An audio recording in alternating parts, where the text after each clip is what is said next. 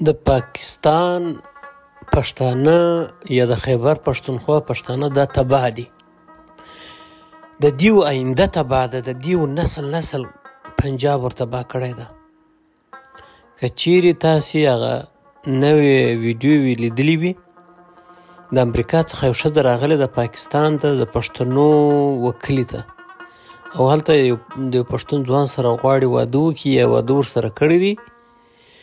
نو ته د هغه د هغه لیور برخورد وګورې، د کلیو د خلکو برخورد وګورې، د دغه د میړه د اوس برخورد وګورې، د ښځې د کمرې مخې چې کلکه په غېږ کې رانیولي.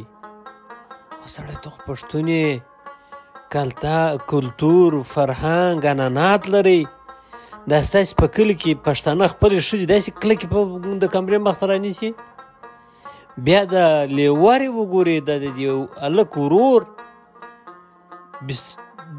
هر دقیقه د کمرې مخکې د دې ښځې نجلۍ سره ځان ټچ کوي، وژه ورسره لګوي.